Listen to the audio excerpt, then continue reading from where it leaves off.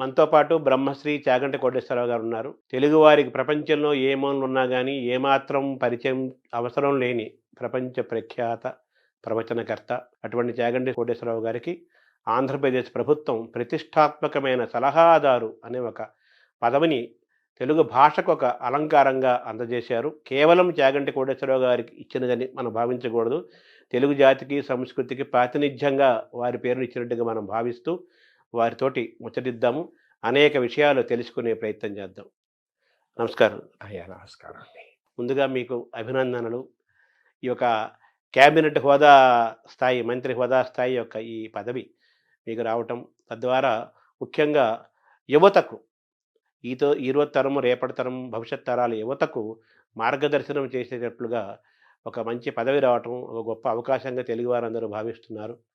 మీలాంటి వారు 4 మంచి మాటలు చెప్పటం వల్ల, వినటం వల్ల ఒక శక్తివంతమైన భారతదేశం తయారవుతుంది. బంగారు భవిత భారతదేశానికి ఏర్పడుతున్న విశ్వాసం తెలుగు ప్రజల్లో కలిగింది.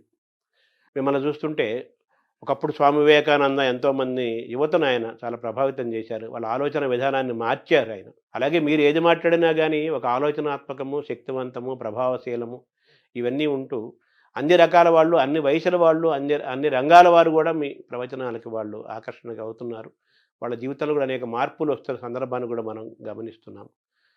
ఇటువంటి ఈ పదవి ఒక సరస్వతికి ఆభరణంగానే, మనం శంకరాభరణంలాగా సరస్వతికి ఆభరణంగా దీన్ని భావిస్తూ, మీ పైన స్వామి వివేకానంద ప్రభావం ఏదైనా ఉందా అని నాకు ఎప్పటి నుంచో అడగాలనిపిస్తుంది. అయ్యో, స్వామి వివేకానంద అంటే నాకు విశేషమైనటువంటి భక్తి, గౌరవం అండి. నాకు స్వామి వివేకానంద అంటే అంత గౌరవం ఏర్పడడానికి కారణం, ఆయన సామాన్యమైన మానవుడి యొక్క మౌలిక సమస్యని గుర్తించడంలో సఫలీకృతం అయ్యారు. దానికి పరిష్కారం చెప్పడంలో సఫలీకృతం అయ్యారు. ఏదో అప్పటికప్పుడు కాకతాళీయంగా చెప్పడం కాకుండా ఆయన ఆలోచనల్లో స్పష్టత ఉంటుంది. అందుకే ఇవాళ చెప్పిన ఆలోచన 10 సంవత్సరాల తర్వాత కూడా అదే కొనసాగుతూ ఉంటుంది. శంకర భగవత్పాదుల వాంగ్మయం ఎలా ఉంటుందో వివేకానందుడి ఆలోచన సరళ అలా ఉంటుంది. అందుకే ఆయన బాగా ఆలోచించి ఇది పరిష్కారము అని నమ్మకంతో చెప్పారు అని నాకు దృఢమైన విశ్వాసం. ఆయన మాటలకి నేను అంత ప్రభావితుడయ్యాను. ఆయన పట్ల నాకంత భక్తి గౌరవాలు కూడా ఉన్నాయి. మీ బాల్యంలో, యవ్వనంలో మీ పైన బాగా ప్రభావం చూపించిన వాళ్ళు, ఈరోజు మీరింత ఒక గొప్ప వ్యక్తిగా కీర్తి పొందటానికి, ఇంత జ్ఞానాన్ని సంపాదించడానికి ఎటువంటి ప్రేరణ పొందారు? ఎవరెవరు, ఏ ఏ పుస్తకాలు ఏవి మిమ్మల్ని ప్రభావితం చేశాయి? నన్ను ప్రభావితం చేసిన వ్యక్తులు అని చెప్పవలసి వస్తే, మొట్టమొదటి వ్యక్తి మహానుభావులు, ప్రాతస్మరణీయులు శ్రీ శ్రీ శ్రీ చంద్రశేఖరేంద్ర సరస్వతి మహాస్వామి గారు. ఆయన ఒక విషయం కాదండి, అసలు కాలంలో సంధ్యాకాలం దగ్గర మొదలుపెట్టి ఒక పిల్లవాడికి ఉండవలసిన క్రమశిక్షణ, తల్లిదండ్రుల పట్ల దేనికి గౌరవం ఉండాలి, శాస్త్రం ఏం చెప్పింది, అది ఎప్పటికీ ఎట్లా అన్వయం అవుతుంది, అన్నింటినీ కూడా ఆచరణాత్మకంగా మాట్లాడటంలో అంత గొప్ప వ్యక్తి నేను వేరొకరిని గమనించలేదు. అనేక విషయాలు మాట్లాడతారు, కానీ నేను వ్యక్తిగతంగా గమనించింది ఏంటంటే, చంద్రశేఖరేంద్ర సరస్వతి మహాస్వామి వారు ఒక సామాన్య గృహిణి కర్తవ్యం దగ్గర నుంచి ఒక మహావిద్వాంసుడి కర్తవ్యం వరకు, సమాజ నిర్మాణంలో పరిపాలకుల దగ్గర నుంచి విద్యార్థుల వరకు ఆయన స్పృశించని విషయాలు లేవు. ఆయన అనుగ్రహ భాషణాలు నన్ను బాగా ప్రభావితుణ్ణి చేశాయి. ఆ పైన మా గురువుగారు రామాయణ, భారత, భాగవతాది గ్రంథాల గురించి మాట్లాడేటప్పుడు వారు పరవశంతో చెప్పినటువంటి కొన్ని మాటలు నన్ను ఆ ఇతిహాసాలు, కావ్యాలు, పురాణాల వైపుకి బాగా ఆకర్షితుణ్ణి అయ్యేటట్లుగా చేశాయి. వీళ్ళు నన్ను బాగా ప్రభావితం చేసిన వ్యక్తులు. ఇందులో ఒకరిని నేను చూడలేదు. ఆశ్చర్యం. నాకే ఎంత విచిత్రంగా ఉంటుందంటే, నేను ఎప్పుడూ మహాస్వామి వారిని చూడలేదు భౌతికంగా. అంటే పచ్చి అబద్ధం, నువ్వు అబద్ధం ఆడుతున్నావని నాకు అనిపిస్తుంది, కానీ సత్యం నేను దర్శనం చేయలేదండి అసలు. కానీ అనుక్షణం వారు నాతో ఉన్నారన్న భావన, అనుక్షణం నేను ఏది చేసినా నాకు తెలియకుండానే జీవితంలో ఏది అలవాటైపోయిందంటే, ఇది స్వామివారు అంగీకరిస్తారా, నేను ఇలా చేశానని తెలిస్తే ఇంకేమైనా ఉందా అని ఒక ఆరోగ్యవంతమైన భయం నాకు ఏర్పడడానికి ఆయన కారణం అయ్యారు. నాకు తెలియకుండా నేను ఆయనకి జవాబుదారీ అయిపోయాను ఏమిటో. అందుకని నేను చేసే ప్రతి పని మీద, నేను మాట్లాడే మాటల మీద ఆయన ప్రభావం చాలా ఎక్కువ ఉంటుంది. 2 మా గురువుగారి ఆశీర్వచనం, ఆయన పాదాలు, ఆయన నా పట్ల చూపించిన ప్రేమ, ఆయన ఆర్తి, ఆయన నాకు చెప్పిన మాటలు, అవి నాకు ఎప్పుడూ జ్ఞాపకానికి వస్తుంటాయి. వీళ్ళిద్దరూ నన్ను బాగా ప్రభావితం చేసిన వ్యక్తులండి. అంటే మీరు మామూలుగా మీ చిన్న వయసులో బాల్యంలోనూ, యవ్వనంలోనూ ఆ వయసులో మీకు చంద్రశేఖరేంద్ర స్వామి కనెక్ట్ అవ్వటం అనేది, మీ జీవితంలో ప్రవేశించడం అనేది ఒక ఆశ్చర్యము, ఆనందకరమైన అంశం కాదు. అది ఎలా జరిగింది? ఆ చంద్రశేఖరేంద్ర సరస్వతి మహాస్వామి వారు నా జీవితంలోకి ప్రవేశించడం అన్న మాటని అన్వయం చేయవలసి వస్తే, నేను మొట్టమొదటిసారి ఏదో ఒక పాత కాగితం, బహుశా ఇంటికి తీసుకొచ్చిన ఏ పప్పు పొట్లాలకు ఆ రోజుల్లో పాత కాగితాల్లో కట్టేవారండి. అటువంటి కాగితం మీద నేను ఆయన చేసినటువంటి ఒక అనుగ్రహ భాషణం ఉన్న కాగితం చదివాను. దాని మీద ఆయన బొమ్మ ఉంది. నాకు అది ఎంత ప్రభావితుణ్ణి చేసిందంటే నాకు చాలా ఆశ్చర్యం వేసింది. ఆయన భజగోవింద శ్లోకాల్లో ఒక శ్లోకం గురించి మాట్లాడింది అది. అది మొట్టమొదట నన్ను అసలు భజగోవిందం అంటే ఏమిటి, ఆ శ్లోకాలు ఏమిటి, అవి ఏమిటో వినాలి, అవి ఏమిటో చదవాలి అని అనురక్తి కలిగింది. అట్లా అనుకోకుండా నన్ను అటు తిప్పిన వ్యక్తి ఆయన. కానీ అప్పటికి ఆయన ఉన్నారు. కానీ నాకు చిన్నతనం. నేను ఆ 10వ తరగతి అవి చదువుతున్న రోజులు. ఆ రోజుల్లో కంచి వెడదాం, కామకోటి పీఠానికి వెడదాం, పీఠాధిపతి దర్శనం చేద్దాం, అటువంటి ఆలోచనలు వచ్చే అవకాశం కాదు. అలా ఇంట్లో మాట్లాడే అవకాశాలు అవి ఉండేవి కావు. అందుకని నేను దర్శనం చేయడానికి అవకాశం లేదు. కానీ చాలా ఆశ్చర్యకరంగా నేను అట్లా ప్రభావితుడై క్రమక్రమంగా ఆయన పట్ల ఆకర్షితుడయ్యానండి. మీ మాటల్లో తప్పనిసరిగా వచ్చే పేర్లు 2 పేర్లు ప్రధానంగా ఉంటాయి.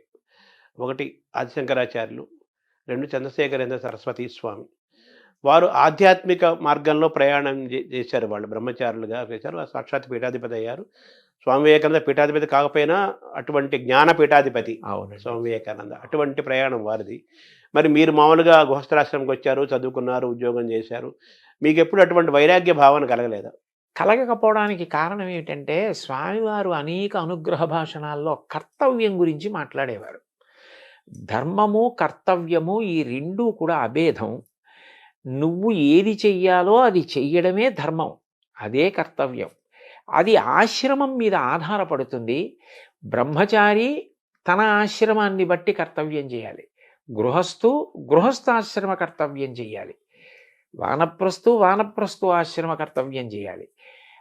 ఎవరి కర్తవ్యాన్ని వారు నిర్వర్తిస్తే ఆ ఆశ్రమం వారి ఉద్ధరణకి హేతు అవుతుంది తప్ప, ఖచ్చితంగా ఈ ఆశ్రమం కన్నా ఈ ఆశ్రమంలో ఉంటేనే తరిస్తారని భావించనవసరం లేదు.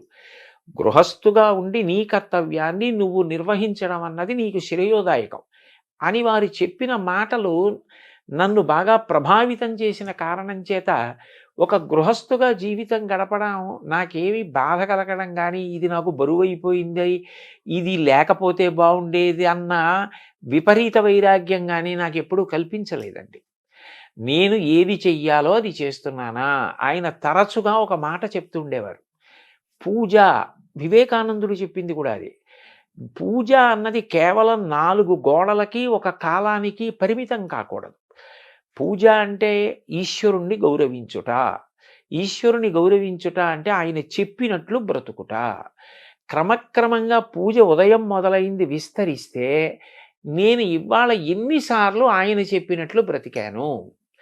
ఆయన చెప్పినట్లు బ్రతకడానికి అవసరమైతే నాకు ప్రలోభ పెట్టగలిగిన విషయాల్ని కూడా నేను పరిత్యజించగలిగాను. ఆయన సంతోషించాలని వదిలిపెట్టేశా. అది ధర్మచట్రంలో ఇమడదంటే. అనగలిగితే అది పెద్ద పూజ. అది అలా పూజ విస్తరించాలి. అప్పుడు విశ్వమునందే విశ్వనాథుణ్ణి చూడాలి, లోకమునందు లోకేశ్వరుణ్ణి చూడాలి. వదిలిపెట్టి పారిపోయి ఎక్కడ చూస్తాం? కాబట్టి గృహస్థాశ్రమంలో ఉండి కార్యం నిర్వహించడానికి నాకు ఏ విధమైన ఇబ్బంది కలగకపోవడానికి కారణం ఆయన ప్రబోధమే. అంటే మనం స్వధర్మాన్ని పాటించటము, మనం ఎంచుకున్న రంగంలో దాని యొక్క లోతులు, ఎత్తులు చూడటము, అంతే అందులో త్రికరణ శుద్ధితో దాన్ని సాధించటము అంతేనండి. అనేది ఒక కర్తవ్య బోధం మీకు వాళ్ళ ద్వారా జరిగింది. అంతే అంతే ఈ క్రమంలో మీకు భగవద్గీత శ్రీకృష్ణుడు ప్రవేశించలేదా? అని ఆ మహాస్వామి వారి ప్రవచనాల్లో అనేక పర్యాయాలు భగవద్గీత గురించి ప్రస్తావన ఉంటుంది. అసలు భగవద్గీత అనేటటువంటిది మనందరికీ కూడా మూల స్తంభం లాంటిది కదండి. ఏది మాట్లాడినా గీతలో గీతాచార్యుడు చెప్పినట్టు అన్న మాట ప్రస్తావనకు వస్తుంది. ఎవరి ధర్మం వారు పాటిస్తే అన్నప్పుడు స్వధర్మో నిధనం శ్రేయ అన్న శ్లోకం జ్ఞాపకానికి వచ్చేస్తుంది. నిన్ను నువ్వే ఉద్ధరించుకోవాలి తప్ప ఎవరో వచ్చి ఉద్ధరించరు. నీ కర్తవ్యం నువ్వు చేస్తే నిన్ను నువ్వు ఉద్ధరించుకోవడమే. ఉద్ధరేణాత్మనాత్మానం ఆత్మానవసాదయేత శ్లోకం వచ్చేస్తుంది. కాబట్టి మహాత్ముల బోధలను పరిశీలించడంలో, అనుష్ఠించడంలో మన ప్రమేయం లేకుండానే గీత కూడా చొచ్చుకుని ప్రవేశిస్తుందండి. అంటే మనకు జగద్గురువులు శ్రీకృష్ణ పరమాత్మ జగద్గురువు, ఆదిశంకరాచార్యులు జగద్గురువులు. అసలు మనకు కనిపించే తల్లిదండ్రులు మనకు పాఠాలు చెప్పే మార్గదర్శించే గురువులతో పాటు వాళ్ళు ఎక్కడి నుంచో మనకు మార్గదర్శనం చేస్తున్న జగద్గురువులు ఆదిశంకరాచార్యులు, వ్యాసుడు, అవును. శ్రీకృష్ణ పరమాత్మ కదా. అయితే మీరు ఇప్పుడు నాయకత్వ లక్షణాలు ఏర్పడటం, రీడర్షిప్ రెండో ఉన్నాయి మీకు. ఇవి ఎలా వచ్చాయి, ఎలా ఏర్పడ్డాయి? అవి ఈ కారణం చేత వచ్చాయి అని చెప్పడం కష్టమేమో కానండి. బహుశా అలా ఏర్పడడానికి కారణం మాత్రం ఏదైనా ఒక లక్ష్యాన్ని పెట్టుకున్నప్పుడు ముందుగానే దాని గురించి తరచి ఆలోచించి, ఈ లక్ష్యాన్ని పెట్టుకున్న తర్వాత మధ్యలో విడిచిపెట్టకుండా నేను సాధించడానికి ప్రయాణం చెయ్యాలి. ఎందుకనంటే ఒక లక్ష్యాన్ని పెట్టుకుని మీరు బయలుదేరారనుకోండి, మిమ్మల్ని పొగిడేవాళ్ళు, మీ వెనక నిలబడేవాళ్ళు, మిమ్మల్ని సమర్థించే వాళ్ళు ఎలా ఉంటారో, రాళ్ళేసేవాళ్ళు, దాని గురించి ఏమీ తెలియకపోయినా ఏవేవో మాట్లాడేవాళ్ళు కూడా ఉంటారు. హేతుబద్ధమైనటువంటి సలహా ఏది మన లక్ష్యాన్ని చేరుకోవడానికి పనికొస్తుందో దాన్ని స్వీకరిస్తూ, మిగిలిన దాని గురించి అంతగా అంటకాగిపోకుండా వాళ్ళు నా లక్ష్యశుద్ధిని అర్థం చేసుకోవాలి అని భగవంతుణ్ణి ప్రార్థించి స్నేహభావంతో వాళ్ళ పట్ల ఉదాసీన భావం వహించడం అలవాటైతే మన ప్రమేయం లేకుండానే మనకి నాయకత్వ లక్షణం వస్తుంది. అందరినీ నడిపించగలం. లేకపోతే ఏమవుతుందంటేనండి, ముందు పొగిడితే పొంగిపోవడం, ఎవరో తెగిడారని కుంగిపోవడం అలవాటైపోయిన వాడు తానే ఉద్దాన పతనాల్లో పడిపోతే వెనక ఎవరిని నడిపించగలడు? అప్పుడు తను ఏది అనుకున్నా దాన్ని సాధించడం అన్నది సాధ్యమయ్యే విషయం కాదు. మీకు నేను ఈ విషయంలో కొద్దిగా చొరవ తీసుకుని నన్ను నేను పొగుడుకోవడానికి కాదు, ఒక్క విషయం చెప్తాను. నేను మహాస్వామి వారి అనుగ్రహ భాషణాలు చాలా చదివా. ఆయన ఏది చెప్పినా సాధికారికంగా సంతోషంగా చెప్తారు. ఒక్కసారి ఆయన గోమాత గురించి చేసిన అనుగ్రహ భాషణంలో, ఒక పీఠాధిపతిగా గో సంరక్షణ కొరకు నేను చెయ్యవలసినంత చేయలేకపోయానేమో అని నాకు బాధ కలుగుతూ ఉంటుంది అన్న మాట నేను చదివాను. నాకు చాలా బాధ కలిగింది. అంటే ఆయనకి ఇంకా గో సంరక్షణ విషయంలో తగినంత చేయలేకపోయానన్న బాధ ఉంది. అప్పుడు నా కర్తవ్యం అంటూ ఏమైనా ఉంటే ఆయన నమ్మినవాడిగా నేను కొన్ని గోవుల్ని కాపాడడానికి ముందుకు వెళ్ళి, ఏదో నేనొక్కడిని గోవుల్ని రక్షించడం కాదు, గో సంరక్షణం అన్నదాన్ని ఎందుకు చెయ్యాలి అన్నది వ్యాప్తి చెందేటట్టుగా చెయ్యడానికి ప్రయత్నం చెయ్యాలి. అప్పుడు ఆయన సంతోషిస్తారనిపించింది. మొదలుపెట్టాం గోశాల. మీరు వచ్చి చూశారు. అది ఇవాళ అంత గొప్పగా నడుస్తూ ప్రతిరోజు 2 పూటల 60-70 మంది కార్యకర్తలు వచ్చి స్వచ్ఛందంగా పనిచేసి అంత సంతోషంగా అక్కడ కార్యం జరుగుతోంది అంటే ముందు నమ్మకం ఉండాలి. మొదలుపెట్టిన తర్వాత ఎన్నో విమర్శలు వచ్చాయి. వెనక్కి లాగేవాళ్ళు వచ్చారు, ముందుకు తోసేవాళ్ళు వచ్చారు. ముందుకు తోస్తే పడిపోకుండా, వెనక్కి లాగితే తూలిపోకుండా నిభాయించుకుని పెద్ద ఆయన చెప్పిన మాట మనకుందన్న నమ్మకంతో వెళ్ళిపోవడంలోనే లక్ష్యశుద్ధి. అక్కడ నాయకత్వం తయారవుతుందండి. ఇది మీలో ఇంత ఒక దృఢమైన అచంచలమైన ఒక పట్టుదల, ఆ స్వభావము, దేనికి వంగకుండా పొంగకుండా ఉండే లక్షణాలు, ఇవన్నీ కూడా మీకు ఆదిశంకరాచార్యులు, జగద్గురు చంద్రశేఖరేంద్ర సరస్వతి స్వామి వారు, వివేకానంద వీళ్ళ యొక్క స్ఫూర్తి మీ పైన ఉందని అనుకోవాలి, వాళ్ళ వాక్కుల యొక్క ప్రభావం. ఖచ్చితంగానండి. ఎందుకంటే వివేకానందుడు ఎన్ని కష్టాలు పడ్డారండి. శంకరాచార్యులు వారు ఎన్ని కష్టాలు పడ్డారు, ఆయన్ని శారీరకంగా కూడా అంతం చేసేద్దామని ప్రయత్నం చేశారు. ఎవరి మీద ఆయన శత్రుభావన పెట్టుకోవాలి. అందరితో మాట్లాడారు, అందరినీ మిత్రుల్ని చేసుకున్నారు. చిట్ట చివరికి 32 ఏళ్ళు పూర్తయ్యేటప్పటికీ అందరూ ఆయన మార్గంతో ప్రేమతో కలిసి నడిచారు.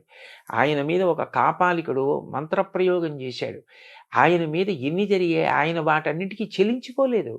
నిభాయించుకుని ముందుకు నడిచారు. జగద్గురువులుగా అంత గొప్ప స్థానాన్ని సంపాదించుకొని ఇవాళ ప్రపంచమంతా 2 చేతులెత్తి నమస్కరించి 32 ఏళ్ల వయస్సులో ఇన్ని చేయడం ఎవరికి సాధ్యం? శంకరాచార్యుల వారికి తప్ప.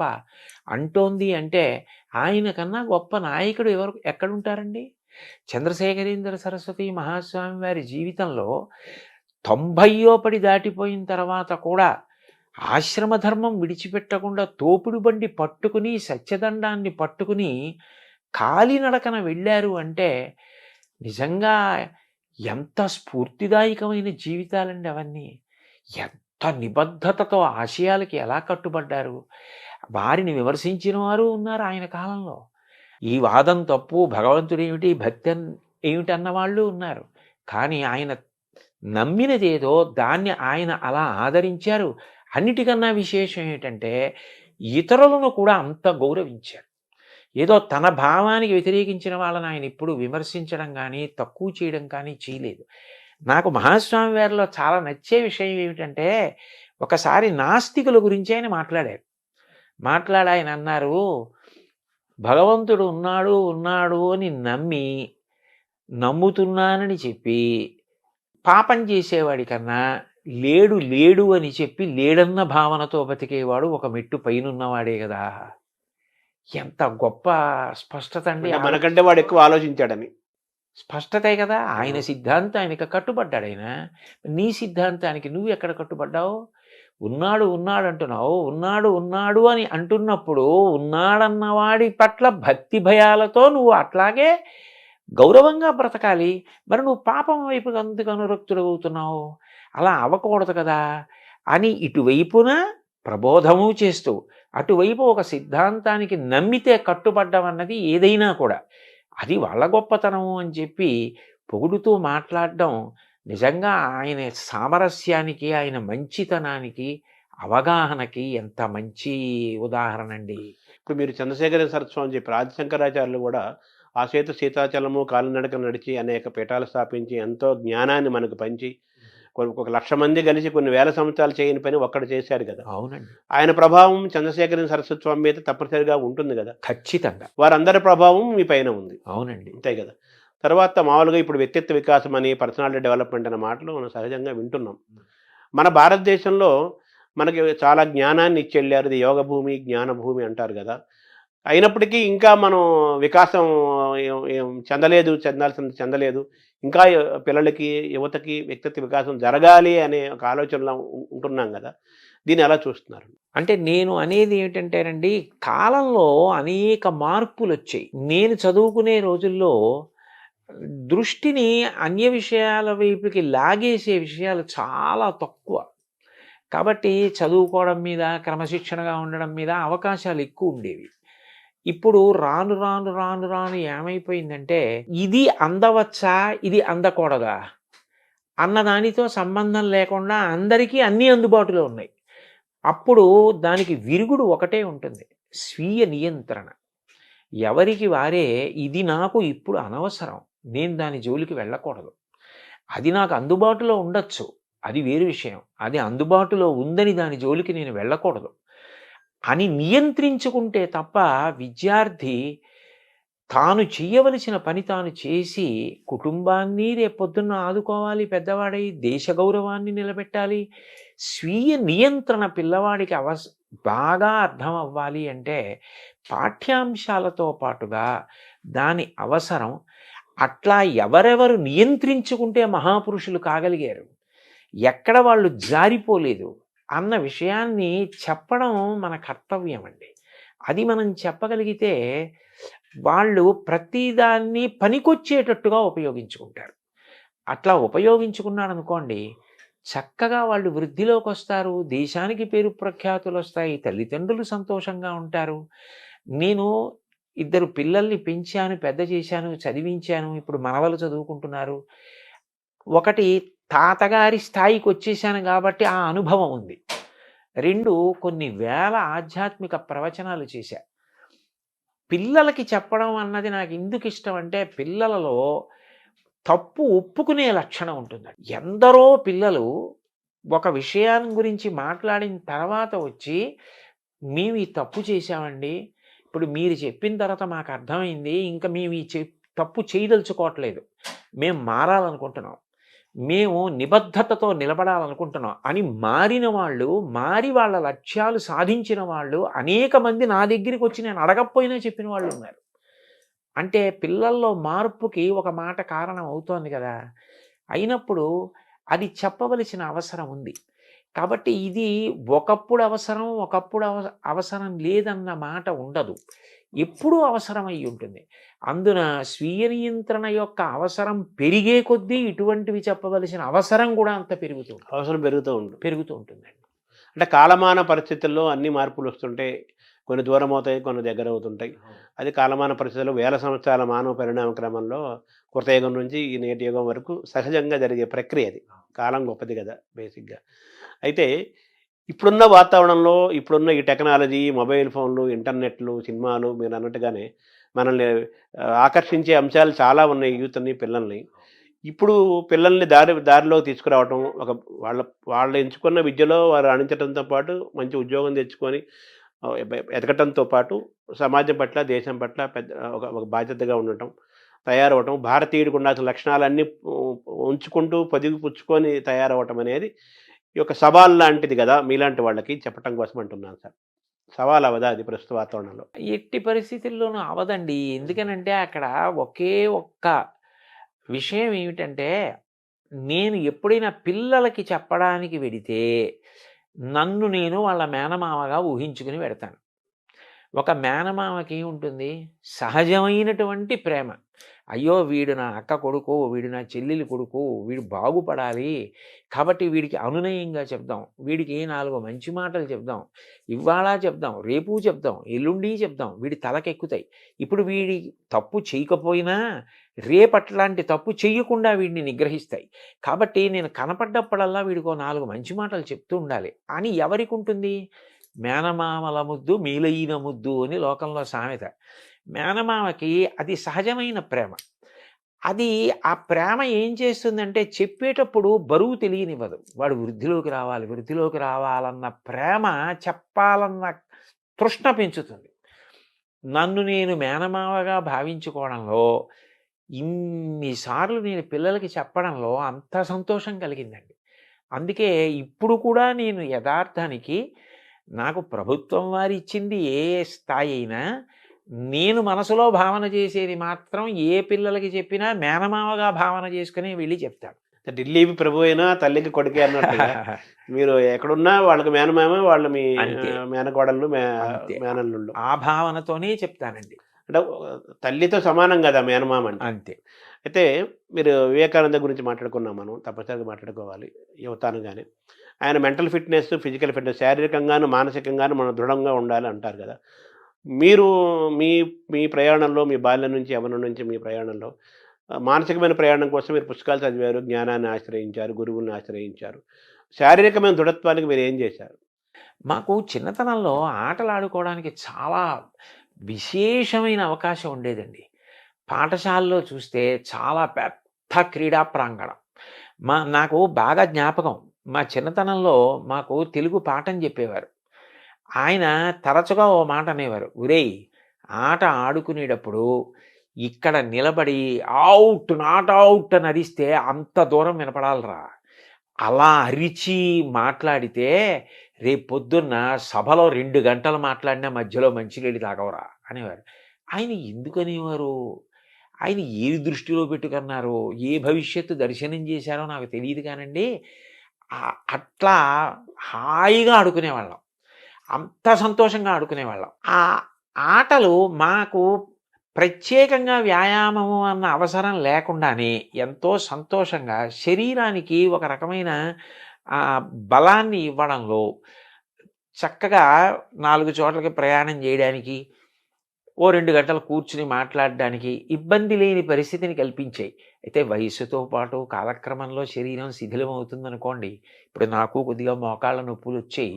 అవి కాలంలో రావలసింది. అదో ఆభరణం కాలంలో రాకపోతే ఆశ్చర్యం గానీ, వస్తే ఆశ్చర్యం లేదు. అవును. కళ్ళజోడొచ్చింది. కానీ ఇంతకాలం నుంచి శరీరం సహకరించింది అంటే దానికి మేము ఆడుకున్న ఆటలు ప్రధానమైన కారణం. పిల్లలకి శరీర నిర్మాణంలో క్రీడలనేటటువంటివి ఎంతో ప్రాముఖ్యత వహిస్తాయండి. వాళ్ళకి అంతకన్నా సంతోషం ఇంకోటి ఉండదు. అంటే పిల్లలను, యువతని తీర్చిదిద్దే ఒక బృహత్తరమైన బాధ్యత మీరు తీసుకున్నారు. ప్రభుత్వం గూడా మీకు చాలా గౌరవంగా, ఎంతో ప్రేమగా, వినయంగా మీకది అప్పజెప్పింది. అయితే మీరు చదువుకున్న కాలానికి కాలం మారుతోంది. విద్యా విధానం గూడా అంత అనుకూలంగా కనిపించట్లేదు గదా! ఈ ఆటలు పట్ల ఎంతసేపటి చదువు, చదువు, చదువు లేదా ఎంసెట్ లేదా సాఫ్ట్‌వేరు ఈ మాటలే వినిపిస్తున్నాయి తప్పితే చదువు, జ్ఞానము, సంగీతము, కళలు, ఈ ఆల్ రౌండ్ డెవలప్‌మెంటు, పరిపూర్ణ వ్యక్తిత్వ నిర్మాణము ఇవన్నీ గూడా దూరమవుతూ మీరంటే ఆటలు దూరమైనయి. చాలా దూరమవుతున్నాయి గదా! సో, యువత బాగా తయారవ్వాలి, బాల్యంలో మంచి ఒక పరిణామం ఏర్పడాలి అంటే ఆటలు చాలా ముఖ్యమైన కళలు ముఖ్యం గదా! ఈ వాతావరణం ముఖ్యమవుతున్న కాలంలో మీరు ప్రభుత్వానికి గానీ, విద్యాశాఖలకు గానీ మీరేమన్నా సూచిస్తారా? దాన్ని ఎలా తీసుకెళ్తారు? నేను పిల్లలకైనా, ప్రభుత్వానికైనా, ఉపాధ్యాయులకైనా, పాఠశాలల యొక్క యాజమాన్యానికైనా చెప్పాలి అనుకునే విషయం ఒక్కటేనండి. అసలు ముందు శరీరం అన్నది దృఢంగా ఉండి, శరీరం సహకరిస్తే అప్పుడు ఆ వ్యక్తి ఏదైనా చేయగలుగుతాడు. శరీరం దృఢంగా లేకపోతే అతను మానసికంగా ఎంత బలవంతుడైనా కార్యం చేయలేడు. మానసికంగా ఎంత ధైర్యం ఉన్నవాడైనా శరీరం సహకరించకపోయినా చేయలేడు. మనసుకి శిక్షణ ఉండాలి. మనసు ధైర్యంగా ఆటుపోట్లను ఎదుర్కోవాలి. శరీరం కార్యం చేయడానికి ఆరోగ్యవంతంగా సహకరించాలి. శరీరం సహకరించాలంటే 2 ఉండాలి.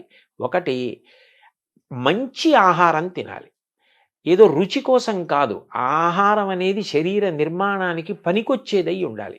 అటువంటి ఆహారం తినడం మీద ఆభిముఖ్యం ఉండాలి. 2 వ్యాయామం లేకపోతే సంధిబంధాలు సడలిపోతాయి. అవి రేపొద్దున్న ఉపయోగపడవండి. ఓ 2 మైళ్ళు నడవవలసొస్తే నడవలేరు. ప్రయాణం చేయలేరు. ఎండలో నిలబడవలసొస్తే నిలబడలేరు. అట్లా ఉండకూడదు. శరీరం రాటు, పోటు తట్టుకుని సహకరించేదై ఉండాలి. అట్లా లేకపోతే వాడు ఎంత చదువుకోనివ్వండి. వాడు చాలా పెద్ద ఇంజినీర్ అయ్యాడండి.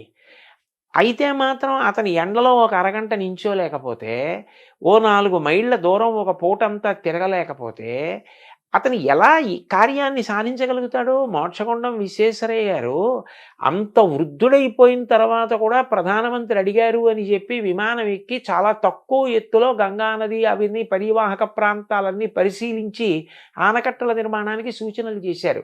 అంత నియమబద్ధంగా, అంత ఆరోగ్యంగా ఉండేవారు. దానికి పూర్వం ఉన్న పెద్దలందరూ పాటించిన ఆహారం, వ్యాయామం ఈ 2 చాలా అవసరం. అవెంత అవసరమో మానసికంగా మనిషి ఏదైనా కష్టం వచ్చినప్పుడు తట్టుకోవడానికి సిద్ధంగా ఉండాలి. ఎందుకనంటే ఎప్పుడూ మనం అనుకున్నట్టు జరిగితే ఆశ్చర్యం ఏముంటుందండి? లోకంలో అన్నీ మనం అనుకున్నట్టు జరగవు. ఒక్కొక్కసారి మనం ఒకటి అనుకుంటాం, అది జరగదు. చతికిల పడకూడదు. ధైర్యంగా ముందుకెళ్ళాలి. దానికి పిల్లలకి మానసికంగా ఉత్సాహం కల్పించాలి. శారీరకంగా దృఢత్వం పొందడానికి ఆ అవకాశం కూడా కల్పించాలి. అంటే ప్రస్తుత విద్యా విధానంలో ఇంకొన్ని కాలేజీలు, కొన్ని స్కూల్స్‌లో ఏసీ బస్సులు, ఏసీ రూములు అంతా ఏసీమయమై సుఖమయమైపోయిన ఏదో స్టార్ హోటల్స్ లాగా ఉన్న వాతావరణంలో మీరన్నట్టుగా ఎండకు ఎండి, వానకు తడిసి, గాలికి తిరిగి ఆ ప్రకృతికి ఫేస్ చేసి అన్నిటిని తట్టుకోగలిగే మానసికంగా, శారీరకంగా తట్టుకునే శక్తి ఒకప్పుడు ఉండేది. అవునండి. దానికి దూరం అవుతున్నారు గదా! అవును. సో, మీరొక బాధ్యత గల ఒక క్యాబినెట్ మంత్రి హోదాలో మీరు వస్తున్నారు గాబట్టి, ప్రభుత్వాలకి అట్‌లీస్ట్ మన ఆంధ్రప్రదేశ్ ప్రభుత్వానికైనా గానీ, ఇవన్నీ అవసరం చాలా ఉంది గాబట్టి, మళ్ళీ ఒకప్పుడు వాతావరణానికి దగ్గర చేయాల్సిన అవసరం గూడా ఉందనిపిస్తుంది గదా! మీరు చెప్పిన అవునండి. మాటలు బట్టి. అవునవును. అవును. సో, ఇవి గూడా మీరు తెలియజేసే అవకాశం ఉందా? అయ్యో! తప్పకుండా. వారు నన్ను అంత ప్రేమగా మీరు మాకు సూచనలు చెయ్యండి అని అడిగినప్పుడు, ఇవి అవసరమో అని ఏది నేను నమ్మానో అది చెప్పడంలో తడబాటే ఉండదండి. తప్పకుండా చెప్తాను. అంటే తర్వాత మీకిచ్చినది గూడా మీకు ఎంతో మీకు బాగా గో సంరక్షణ ఇష్టమైన అంశం, యువత అంటే మీకు చాలా ఇష్టము, మీకు చాలా ఎంతో ఇష్టమైంది అంశమే మీకు వచ్చింది అనుకోకుండా. అవునండి. అవును. ఇది మీ మనసుకి ఇష్టమైన అంశం, చెప్పాలనుకున్న అంశానికి దానికి ఒక అధికారికమైన ముద్ర పడింది అంతే అవును. అవును. కదా. అవును. సో అయితే మన ఈ పెంపకంలో యువతను బాల్యులను పిల్లల్ని తయారు చేసే క్రమంలో పెంపకం కూడా చాలా ఇంపార్టెంట్ కదా. అవును. అవును. అక్కడ కూడా ఇప్పుడు ఒకప్పుడు వాతావరణం లేదు కదా, లోపం జరుగుతోంది కదా. అవును. సో దాన్ని మనం ఎలా అధిగమించాలి? అది తల్లిదండ్రులకి సహజంగా భగవంతుడిచ్చిన గొప్ప వరం ఏమిటంటే, పిల్లలలో అంతర్లీనంగా ఉన్నటువంటి నైపుణ్యాన్ని గుర్తించగలిగిన లక్షణం ఉంటుందండి. ఇప్పుడు సర్ ఆర్థర్ కాటన్ అంత గొప్ప ప్రాజెక్టు బ్యారేజ్ కట్టారు. దానివల్ల లక్షల ఎకరాల సాగు జరుగుతోంది.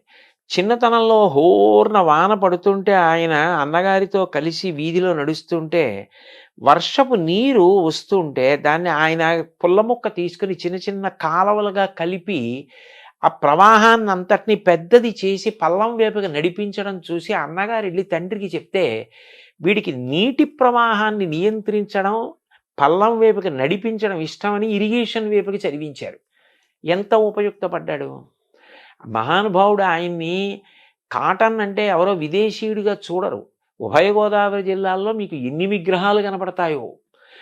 ఆయనకి ఒకసారి తర్పణ ఇస్తుంటే ఋషి సమానంగా కాటనే విని ఆశ్చర్యపోయారు పడవలోంచి. అంత గౌరవిస్తారు. అంటే తల్లిదండ్రులు గుర్తించబట్టే కదా. రవీంద్రనాథ్ ఠాగూర్ గారిలో చిన్నప్పటి నుంచి కవిత్వం మీద ఆసక్తి ఉందని దేవేంద్రనాథ్ ఠాగూర్ గుర్తించి కవిత్వం వ్రాయడానికి అవకాశం కల్పించబట్టి కదా సాహిత్యంలో నోబెల్ ప్రైజ్ వచ్చింది.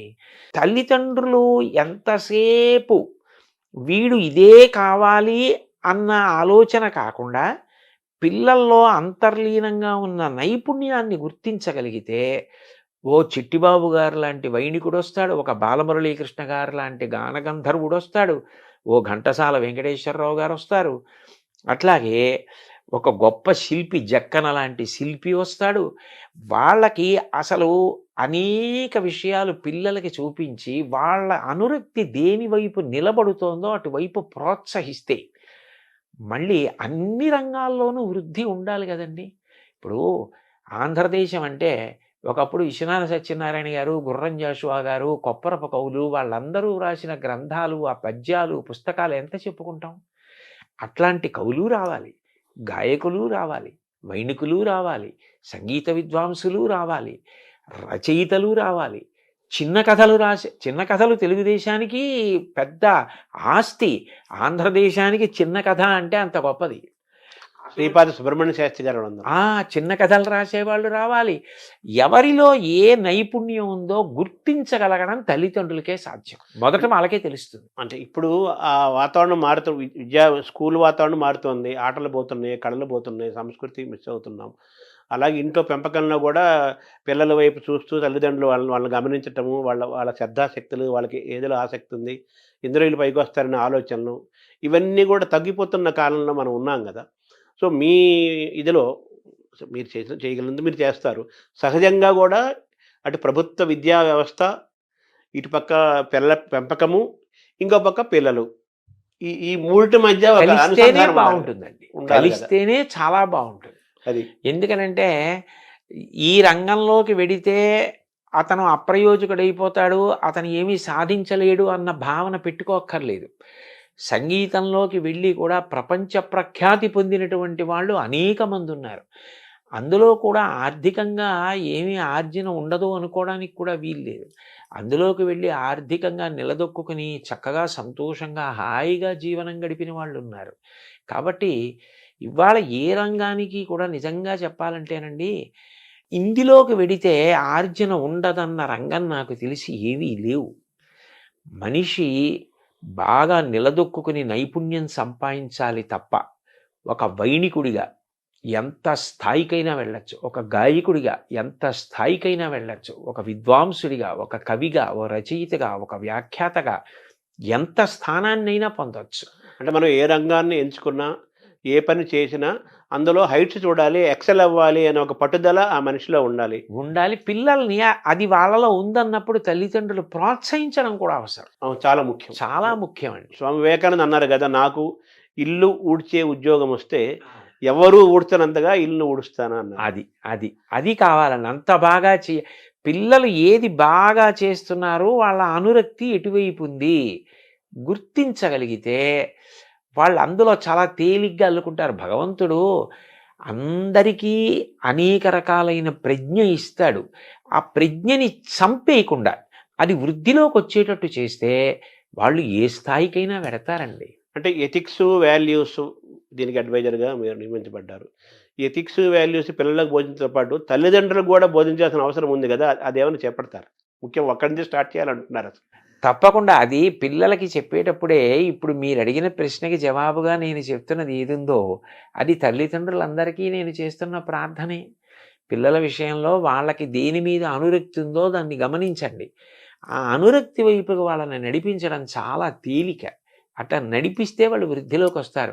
బాబుగారు చిన్నప్పుడు బొగ్గట్టుకుని బొమ్మలు గీస్తే వాళ్ళ అమ్మగారు ప్రోత్సహిస్తే కదూ అంత గొప్ప చిత్రకారుడు అయ్యారు. ఎవరు దేనిలో ప్రఖ్యాతి వహించడానికి అవకాశం ఉందని అనుకుంటున్నారో దాన్ని ప్రోత్సహిస్తేనే వాడు ఆ రంగంలో నిలదొక్కుంటాడు. అంతేగాని ఎంతసేపు నువ్వు ఇదే కావాలి ఇదే కావాలి ఇదే కావాలని మోసపోసినట్టుగా కోరుకుంటే వివిధ రంగాలలో ప్రజ్ఞావంతులు ఎక్కడి నుంచి వస్తారండి? అంటే మీరు ఏర్పాటు చేసే సమావేశాలు కానీ లేకపోతే వీటిల్లో క్లాసెస్లో కానీ తల్లిదండ్రులు కూడా మీరు ఆహ్వానించాలి కదా? అయ్యో, అనేక సందర్భాల్లో తల్లిదండ్రుల్ని కూడా కూర్చోపెట్టడం, తల్లిదండ్రులు ఉన్న సభలకి ప్రత్యేకంగా వెళ్ళి మాట్లాడడం కూడా ఉందండి. అట్లా కూడా నేను మాట్లాడిన సందర్భాలు ఉన్నాయి. ఉపాధ్యాయులు, తల్లిదండ్రులు వీళ్ళ యొక్క పాత్ర చాలా ప్రధానమైంది కదా యువత బాల్యులు మంచి తయారవ్వాలంటే. వాళ్ళందరినీ కూడా మీ చేసే వర్క్షాపులు కానీ రేపు భవిష్యత్తులో చేయే కార్యక్రమాల్లో వీళ్ళందరినీ తప్పనిసరిగా తీరాలి. కలిపే ప్రయత్నం మీరు తప్పనిసరిగా చేస్తారు. అయితే ఇప్పుడు ఎథిక్స్, వాల్యూస్ అన్నారు.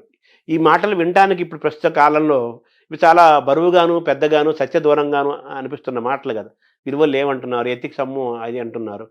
ఇది ఛాలెంజ్గా లేదా? దీన్ని మనం ఎలా మనం మళ్ళీ సొంతం చేసుకుంటాం? లేదండి, నిజానికి ఎందుకంటే మీరు ఒక్కటి ఆలోచించండి. మిగిలిన ప్రాణులన్నింటికీ కూడా ఒక్కటే ధర్మం, పశుధర్మం అంతే.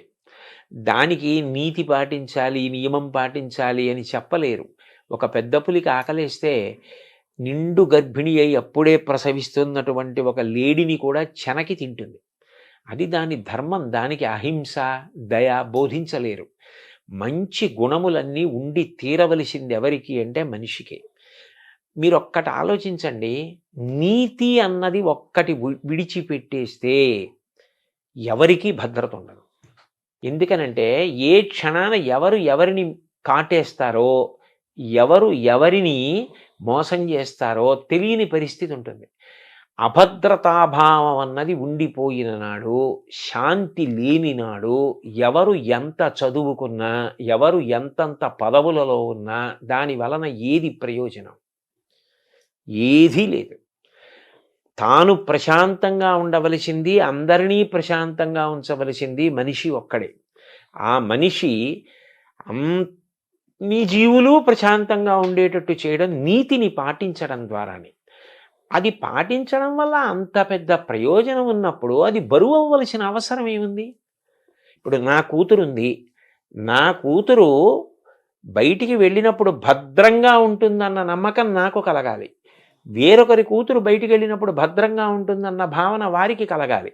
అప్పుడు వారి కూతురి విషయంలో నేను మర్యాదగా ప్రవర్తించాలి, నా కూతురి విషయంలో వారు మర్యాదగా ప్రవర్తించాలి. ఎవరు మర్యాదగా ప్రవర్తించకపోయినా శాంతి లేదు. ఆ నియమపాలనం చేసి నీతిని పాటించవలసిన వాడు మనిషి ఒక్కడే. ఎందుకనంటే ఒక ప్రాణి వేరొక ప్రాణి యొక్క విభూతిని వాడుకోదు. మహా అయితే ఆహారం కోసం తింటుందంతే. ఏనుగుదంతం పెద్ద పులికి అక్కర్లేదు. ఏనుగుదంతంతో బొమ్మ చేసేవాడు మనిషి. నెమలి నాట్యం చూసి నాట్యం నేర్చుకునేవాడు మనిషి. గాడిద మీద బరువులు మోయించేవాడు మనిషి. గుర్రం ఎక్కి ఎత్తైన ప్రదేశాలకు వెళ్ళేవాడు మనిషి. ఏ ప్రాణిలో ఏ విభూతి ఉంటే దాన్ని వాడుకునేవాడు మనిషి. అయినప్పుడు ఆ మనిషి తాను ప్రశాంతంగా ఉండాలి, చుట్టూ ఉన్న వాళ్ళని ప్రశాంతంగా ఉంచాలి, సమస్త జీవులను ప్రశాంతంగా ఉంచాలి. మనిషి కట్టు తప్పాడనుకోండి, అతని ఒక్కడితో పోదండి. ఏటికి వరదొస్తే ఒక ఊరికి ప్రమాదం, సముద్రానికి ఉప్పెనొస్తే పెను ప్రమాదం. అంటే ఈ జీవ వైవిధ్యము, బయోడైవర్సిటీ అని మనం ఈరోజు ఇబ్బంది పడుతున్నాం గదా! దానికి మనిషి యొక్క మితిమీరిన స్వార్థము ఒక కారణం గదా! అందుకే ప్రతి విషయంలోనూ ఆ నీతి, స్వీయ నియంత్రణ చాలా అవసరం. సముద్రం నేను చిలీలి కట్ట దాటను అని ఓ నియమం పెట్టుకుని చేతకాని దానిలా కెరటం అక్కడి వరకు వచ్చి వెనక్కెడుతోంది. సముద్రం నేను ఎన్నాళ్ళు ఇలా ఉంటాను, ఏడాదికి ఒక్క 2, 3 రోజులు నా ఇష్టం వచ్చిన చోట ఊళ్ళోకెడతానంటే? అన్నేళ్ల నుంచి అలా నియమానికి సముద్రం కట్టుబడి ఉన్నప్పుడు కట్టుబడ్డానికి మనిషికి ఎందుకు కష్టం? అంటే ఒక్క మనిషి తప్ప మిగతా ప్రకృతి జంతువులన్నీ గూడా సహజంగా ప్రవర్తిస్తున్నాయి. మనిషే మారిపోతున్నాడు గదా! అంత మారిపోవలసిన అవసరం లేదండి. అదే. అయితే అతి తెలివితేటలు కూడా మంచిది కాదు. అదే. కాలం మారుతోంది, మేము మారుతున్నాం అంటూ ఉంటారు. కాలం మారడం అంటే కాలానికి ప్రధానం సూర్యచంద్రులు. సూర్యుడు తూర్పున ఉదయించడం మానేశాడా? పశ్చిమాన అస్తమించడం మానేశాడా? ఋతువులు 6 అలాగే ఏర్పడుతున్నాయి. శీతాకాలంలో చలేస్తోంది, హేమంత ఋతువులో మంచు పడుతోంది. ఎప్పుడు ఎలా ఉంటోందో అలాగే ఉంది. కాలం ఎక్కడ మారింది? కాలం ఏం మారలేదు. మనం మారి కాలం మీద నెట్టేస్తున్నాం. మారింది మనిషి ఒక్కడే మారాడు. కానీ ఆ మారడం మంచిగా మారితే పర్వాలేదు. మంచిని వదిలిపెట్టి మారకూడని రీతిలో మారి దాన్ని కాలం మీదకో ఇతరుల మీదకో నెట్టేస్తే తర్వాత ఆఖరణ ముప్పుని మాత్రం మనిషే మొట్టమొదట భరించవలసి ఉంటుంది. ఇప్పుడు మన కరోనాలు గానీ, ప్రకృతి వైపరీత్యాలని అటువంటివి. మనిషి దూరమవుతున్న కాలంలోకి మనం వచ్చేసాం. ఇప్పుడు ఎథిక్స్, వాల్యూస్ అంటే పిల్లలకి ఈతుకు చెప్పాలంటే మామూలుగా physics, chemistry, mathematics, economics, history ఇవన్నీ ఉన్నాయి. ఇవి మరి మన మన పాఠ్యాంశాల్లో తగ్గిపోతున్నాయి గదా! ఒకప్పుడు పెద్ద బాల శిక్ష అవన్నీ ఉండేవి, శతకాలు ఉండేవి. మనం తెలుగు వరకు మనం మాట్లాడుకుంటే ఆంధ్రప్రదేశ్‌లో మాట్లాడుకుంటే, అవి గూడా విద్యా విధానంలోకి సిలబస్‌లోకి తీసుకురావాల్సిన అవసరం కూడా ఉంది గదా! అవి తప్పకుండానండి. ఎందుకనంటే ఏదైనా ఒకటి జ్ఞాపకం ఉండాలి అంటే మీకు పద్యం కన్నా తేలిక మార్గం ఇంకోటుండదు. ఛందోబద్ధమైన పద్యం 4 మాటలు చదివితే జ్ఞాపకం ఉంటుంది. ఇప్పుడు మీరు నైతిక విలువల గురించో, లేకపోతే వాళ్ళు జీవితంలో పాటించవలసిన మౌలికమైన నీతి గురించో మీరు ఎంత ప్రసంగం చేసినా, అప్పటికి వాళ్ళు పట్టుకున్న కాలక్రమంలో అది విస్మృతికి గురైపోతుంది. ఒక పద్యం అనుకోండి వాళ్ళకి ధారణలో ఉంటే, వాళ్ళు ఎప్పుడు ఏ సందర్భాన్ని ఎదుర్కోవలసి వచ్చినప్పుడు పద్యం స్ఫురణకొస్తుంది. పద్యం స్ఫురణకొస్తే అందులో ప్రతిపాదింపబడిన విషయం గుర్తొచ్చి, వాడు ఏది చెయ్యాలో, ఏది చేయకూడదో నిర్ణయించుకుంటాడు. అందుకని అటువంటి పద్యాల సమాహారంగా కొంత పాఠ్యాంశంగా ఒక పాఠ్య ప్రణాళిక ఉండి, తద్వారా ఈ నైతిక విలువలు పిల్లలు నేర్చుకోవడం అన్నదానికి అవకాశం కలిగితే బాగా స్పష్టత ఉంటుంది. పిల్లలు కూడా బాగా పట్టుకోగలుగుతారండి. వాళ్ళు ఊంచుకోగలుగుతారు, తెలుసుకోగలుగుతారు. అంటే ఇటువంటి విద్యా విధానం రావాల్సిన అవసరం ఉంది కదా! దాన్ని దూరమవుతున్నాం గదా! ప్రస్తుతం ఉన్న వాతావరణం. అది దిద్దుకోవడమేనండి. అదే. దాన్ని దిద్దుకుని ఏది చేస్తే పిల్లలకి మంచి జరుగుతుందో అది చేస్తే సరిపోతుంది. తర్వాత గురు శిష్య పరంపర గూడా, గురు శిష్య సంబంధాలనేవి చాలా ముఖ్యమైనవి. ముఖ్యంగా పిల్లలకి, యూత్‌కి వాళ్ళకి ముఖ్యమైనవి గదా! ఇప్పుడు గురు శిష్య సంబంధాలు అంత ఆరోగ్యకరంగా లేవు. గురువు అనే మాట చాలా పెద్ద సుదూరంగా వినపడుతున్న మాట. మనకు పాఠాలు చెప్పే టీచర్లు కనిపిస్తున్నారు, లెక్చరర్స్ కనిపిస్తున్నారు, ప్రొఫెసర్స్ కనిపిస్తున్నారు గానీ, వాళ్ళని మార్గదర్శనం చేసే గురువు అనేవాడు పాఠాలు చెప్పిన వాళ్ళందరూ గురువులు అవ్వరు గదా! అవును. ఎవరైతే మార్గదర్శనం చేశాడో వాడు గురువు అవుతారు. మిగతా అంతా ఒక టీచర్లు, లెక్చరర్లు, ప్రొఫెసర్లు. గురువుల అవసరం ఈ జాతికి అవసరం ఉంది. నెక్స్ట్ ఒక ఉపాధ్యాయుడు, శిష్యుడు, విద్యార్థి, ఒక గురువు, ఒక విద్యార్థి మధ్య గురు శిష్య పరంపర సంబంధం చాలా గొప్పగా ఉండే కాలం నుంచి మనం వచ్చాం, ప్రయాణం చేశాం. ఇప్పుడు తల్లిదండ్రులు, పిల్లల మధ్య ఎలాగే సంబంధాలు కొంచెం తగ్గుతున్నాయో, గురు శిష్య సంబంధాలు కూడా మారుతున్న క్రమంలో ఉన్నాం గదా! మీ బాధ్యతలో గురు శిష్య సంబంధాలు పెంచాల్సిన అవసరం గూడా ఉంది. ఆ పట్ల గూడా కృషి జరగాలి గదా! జరగాలి. ఎందుకనంటే పాఠం చెప్పడం వరకే నా కర్తవ్యం తప్ప, నా వ్యక్తిగత జీవితం పిల్లల్ని ప్రభావితం చేయడానికి వీల్లేదని చెప్పడం సాధ్యం కాదు. ఎందుకనంటే మీరు చూడండి, ఇది నేను కొత్తగా ఏదో చెప్తున్నది కాదు. చిన్న పిల్లల్ని పాఠశాలకు పంపిస్తారు. వాళ్ళు పాఠశాల నుంచి వచ్చేసి ఓ తువ్వాలో, ఓ పొడుగైన బట్టో, ఓ చీరలా చుట్టుకుని, ఓ సుద్దముక్క కట్టుకుని, పాఠశాలలో టీచర్ గారు పిల్లల్ని ఎలా పిలుస్తారో అలా వాళ్ళు రకరకాల పేర్లతో పిలుస్తూ ఆ టీచర్ని అనుకరిస్తారు.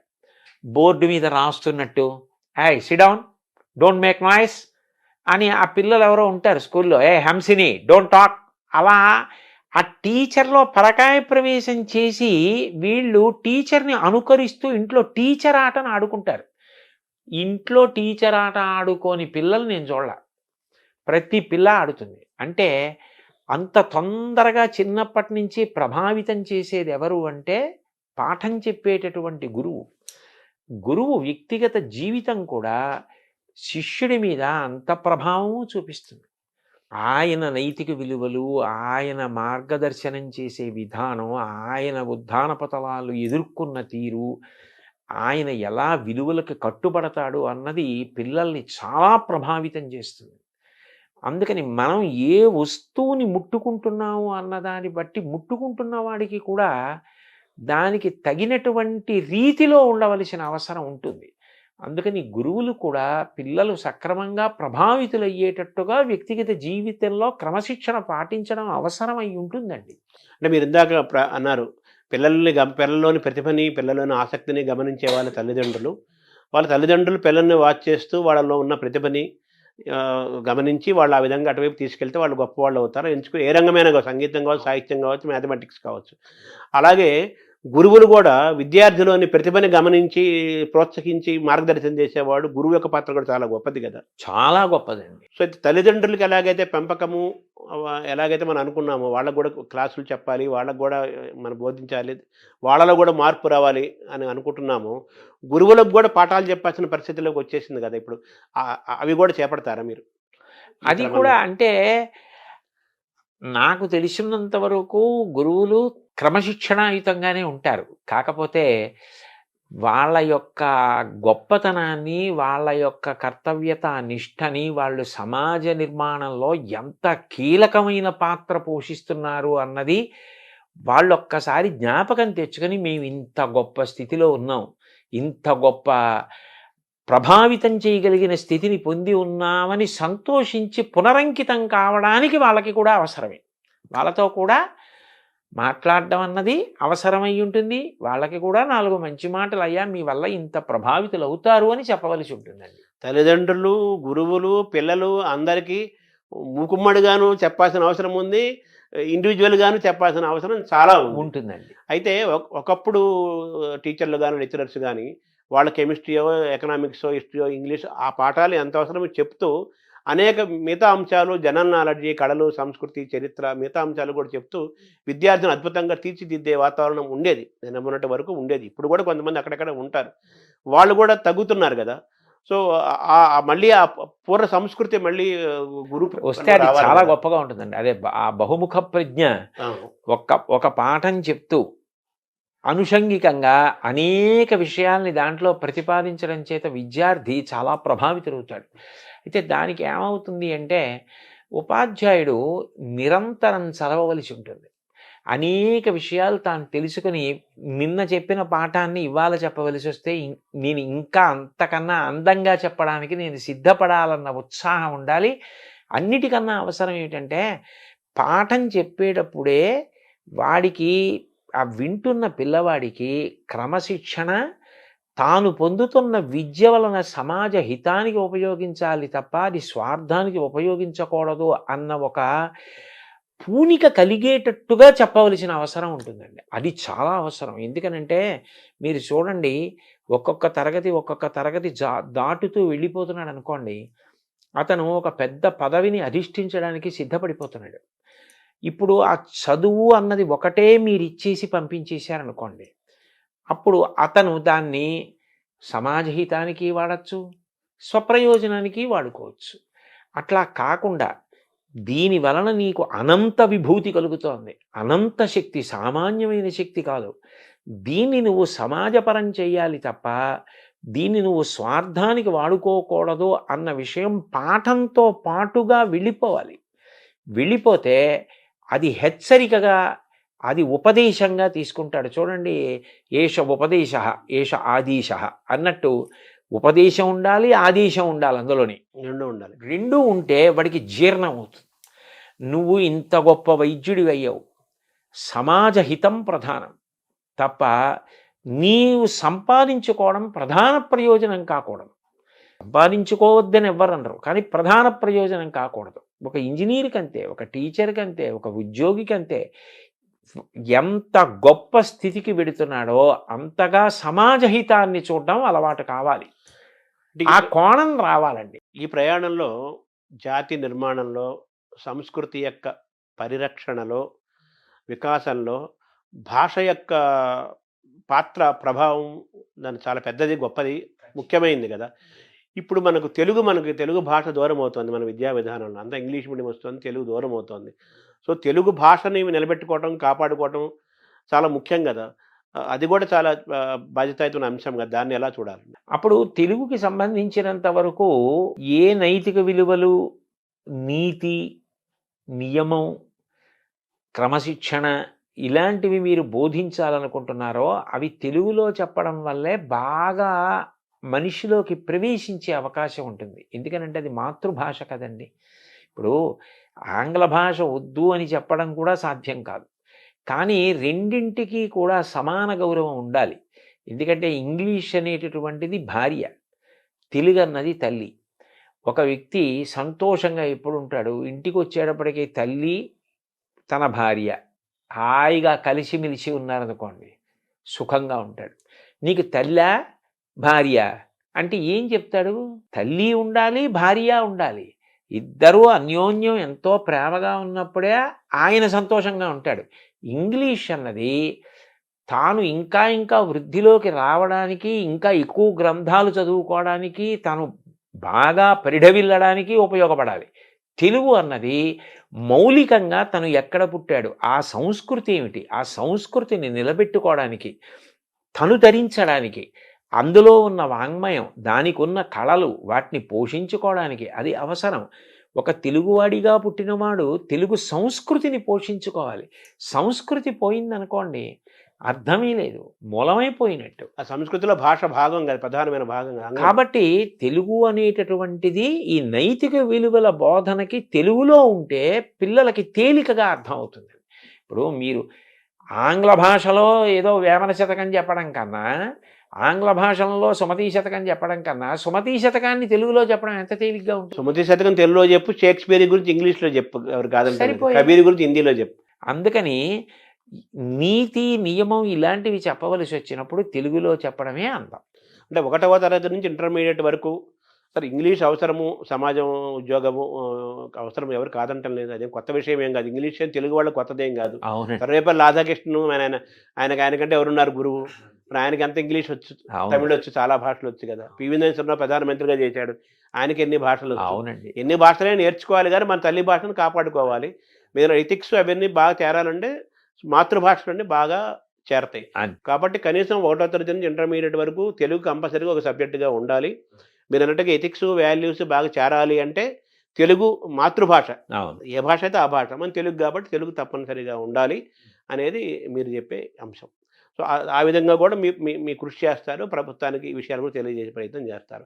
అయితే ఆరోగ్యం కూడా చాలా ఇంపార్టెంట్. మీరు ప్రారంభం అన్నారు ఫిట్నెస్ గురించి, దృఢత్వం. ఇప్పుడు మీరు అన్నారు నాకు ఒకప్పుడు బాగా ఉండేవాడిని, ఇప్పుడు కాస్త కళ్ళజోడు వచ్చింది, కొంచెం మోకాళ్ళ నొప్పులు వచ్చినాయి అంటే ఇప్పుడు 60 దాటిన తర్వాత, 50 దాటిన తర్వాత ఇప్పుడు చిన్నపిల్లలకే కళ్ళజోడులు వచ్చేస్తున్నాయి. సో కాబట్టి ఆరోగ్యం కూడా చాలా ఇంపార్టెంట్ కదా. సో ఆరోగ్యం పట్ల ఒక అవగాహన కలిగించటము, ఆహార నియమాలు, ఇవి కూడా యువతని, బాల్యాన్ని శక్తివంతంగా నిర్మాణం చేయడంలో ఆరోగ్యం యొక్క పాత్ర చాలా ముఖ్యం కదా. వాటిని కూడా మీరు టచ్ చేస్తారా? ఖచ్చితంగానండి, అనుమానం లేకుండా. నేను పిల్లల్ని ఉద్దేశించి చేసినటువంటి ప్రసంగాల్లో దీన్ని స్పృశించకుండా ఎప్పుడూ మాట్లాడను. ఎందుకనంటే అసలు మూలం శరీరమే కదండి. శరీరం అన్నది అత్యంత ప్రధానమైనటువంటి విషయం. అందులో ఏది పడితే అది పడేస్తే అది ఆరోగ్యంగా ఉండమంటే ఎట్లా ఉంటుంది? దాంట్లో ఏది వెళ్ళాలో అది వెడితేనే అది మీరు చేయవలసిన పనికి అనుగుణంగా మీకు సహకారం చేస్తుంది. కాబట్టి దాని విషయంలో పరాకు పనికిరాదు.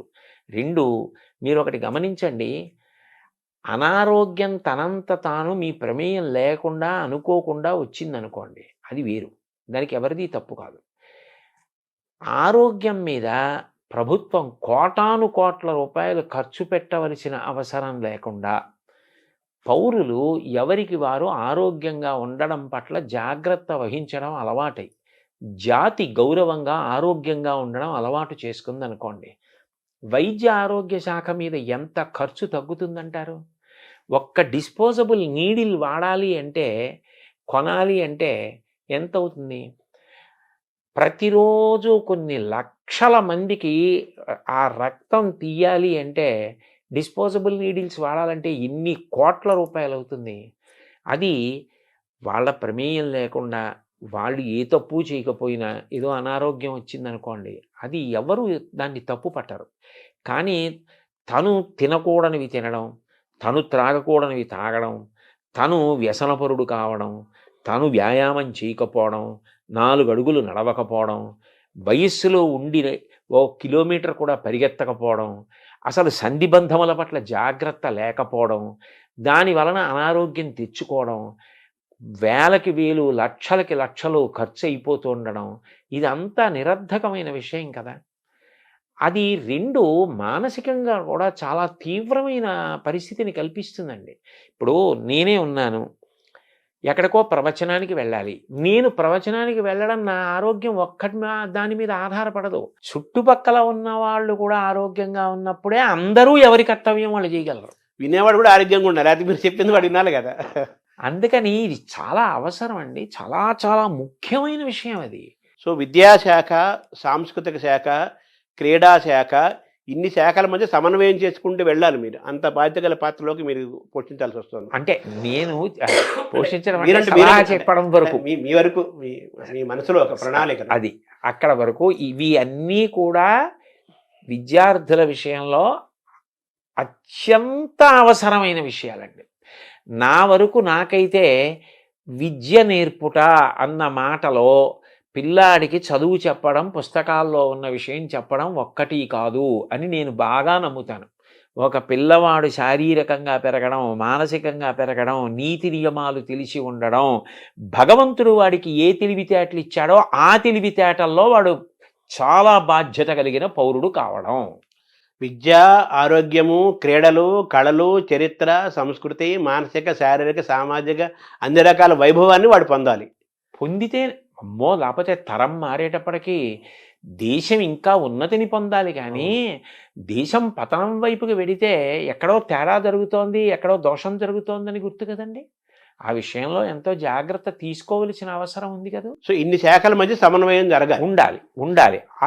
అది మనం చేసేది కాదు. అన్ని సమన్వయాలు మనం చేయలేము. ప్రభుత్వం మనం ఎంతవరకు అంటే దీని అవసరాన్ని మనం నమ్మినదేదో అది త్రికరణ శుద్ధిగా చెప్పడం వరకు మన కర్తవ్యం. ఈ క్రమంలో ప్రభుత్వము, ప్రజలు ఇద్దరూ భాగస్వామ్యం ఇవ్వాలి కదా, కేవలం ప్రభుత్వం కాదు కదా, ప్రజలు అవ్వాలి కదా. ఇందులో సంకుచిత దృష్టి వదిలిపెట్టాలండి. ఎంత వదిలిపెట్టాలి అంటే, చాగంటి కోటేశ్వరరావు గారు ఇవాళ ఏదో పదవిని ఆశించి వెళ్ళిపోయాడు, ఇలాంటి అక్కర్లేని ఆలోచనల కన్నా ఆయన వయసుని ఆయన దృష్టిలో పెట్టుకుని పిల్లలకి 4 మంచి మాటలు చెప్పడం కన్నా, నలుగురు పిల్లలకి నా జీవితం పనికొస్తే, నా శ్వాస పనికొస్తే అంతకన్నా నాకు సంతోషం ఏమిటని వెళ్ళాడని అర్థం చేసుకోగలిగిన విషయంగా ఇతరులు కూడా జాగ్రత్త పడాలి. అందరూ సంకుచిత బుద్ధిని విడనాడి పిల్లల విషయంలో మాత్రం చేతులు కలిపి ఒకటిగా నిలబడితేనే జాతి నిర్మాణం జరుగుతుంది. అంటే ఒకప్పుడు మనం తల్లిదండ్రుల గురించి మాట్లాడుకున్నాము, గురువుల గురించి మాట్లాడుకున్నాము. ఒకప్పుడు మనకు అమ్మమ్మలు, బామ్మలు, పెద్దవాళ్ళు భారత, భాగవత, రామాయణ కథలు చెప్పేవాళ్ళు. అది కూడా మనం దూరం అవుతున్నాం కదా. సో వాళ్ళని కూడా మనం ఇన్వాల్వ్ చేయాలి, తాతల్ని, అమ్మమ్మల్ని, నాయనమ్మల్ని కూడా. అయ్యో, అసలు నిజానికి నా దృష్టిలో అయితే తాతగారి పక్క మనవడికి విశ్వవిద్యాలయం. అదే, తాతగారు మనవణ్ణి పక్కన పడుకోబెట్టుకుని వాణ్ణి గుండెల మీద జోకొడుతూ తాతగారు చెప్పినటువంటి కథలే ఉన్నాయో మనవడికి జీవితాంతం జ్ఞాపకం ఉండిపోతాయి. ఆయన అనుభవజ్ఞుడు, జీవితంలో ఎన్నో ఎత్తుపల్లాలు చూసినవాడు. అటువంటి తాత పక్కన పడుకుని తాతగారు చెప్పిన మాటలు వినడం మనవడికి జీవితంలో గొప్ప అదృష్టం. తాతగారు చెప్పిన మాటలు వినాలి, తాతగారి పక్కన కూర్చోవాలి, నాయనమ్మ పక్కన కూర్చోవాలి. ఎందుకు వచ్చాయండి రామాయణ, భారత, భాగవతాలు? అవన్నీ ఏవో సంకుచితమైనవి అని అనుకోకూడదు. పొగట్టకి లొంగిపోయి ఎంత శక్తి ఉన్నవాడైనా శల్యుడు ఏమైపోయాడు? ఆనాడు భారతదేశంలో కృష్ణుడు ఎంత గొప్ప సారథో శల్యుడు అంత గొప్ప సారథి. కానీ పొగట్టలకి లొంగిపోయి చిట్ట చివరికి శల్య సారథ్యమన్న అప్రతిష్ట తెచ్చుకున్నాడు.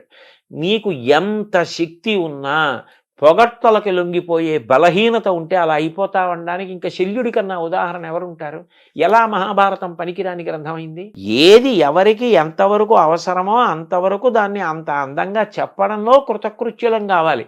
అంతేగాని ప్రతిదాన్ని విమర్శించడంలో, ప్రతిదాన్ని తక్కువ చేయడంలో మనం గొప్పవాళ్ళం అయిపోతామా? అవ్వం. సమస్యకు పరిష్కారం కావాలి కానీ సమస్యను మళ్ళీ మాట్లాడుకోవడం పిల్లల విషయంలో పిల్లలకి ఏది చెప్పి ఎలా చెప్తే వాళ్ళు వృద్ధిలోకి వస్తారన్నది చాలా ప్రధానం. వాడు నీతి నియమాలు పాటించాలి. వాడు మంచి విద్యార్థిగా తయారైతే తల్లిదండ్రులకి బాసట, అన్నదమ్ములు, అక్క చెల్లెళ్ళు, ఆ వీధిలో ఉన్నవాళ్ళు, ఆ ఊళ్ళో ఉన్నవాళ్ళు, ఆ దేశంలో ఉన్నవాళ్ళు, ప్రపంచం ఎంత సంతోషిస్తుందండి ఒక్క వ్యక్తి అలాంటి వాడు తయారైతే. ఇక అలా కానీ ఒక రాష్ట్రంలో విద్యార్థుల పట్ల కర్తవ్య దీక్షతో నడిపించగలిగితే, ప్రయత్నం చేస్తే నా నమ్మకం ఏంటంటే పిల్లలు వింటారు. అది నా నమ్మకం. సో మీ జీవితాన్ని తరచు చూసుకుంటే నేను ఒక మంచి బాలుడుగా, మంచి యువకుడుగా, మంచి విద్యార్థిగా, మంచి ఉద్యోగుడుగా, మంచి శ్రోతగా, మంచి పాఠకుడుగా, మంచి ఉపన్యాసకుడుగా ఉండటం వల్ల నాకు ఇంత గుర్తింపు వచ్చింది అనే ఒక భావన మీకు కలుగుతుంటుంది. అంటే గుర్తింపు వచ్చింది అన్న భావన కన్నా నేను అనుకునే విషయం ఏమిటంటే ఋషిప్రోక్తమైన వాంగ్మయానికి కాలదోషం లేదన్నది నిరూపింపబడింది అనిపిస్తూ ఉంటుంది.